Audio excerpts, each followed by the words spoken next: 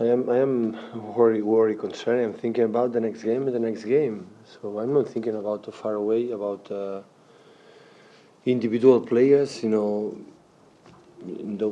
way we have to play in the next game. So keep going our rhythm, our way to play was much better in the last period. That is what I feel. And of course, try to help all the players to be ready because we will need all of them, and that is what I'm concerned about.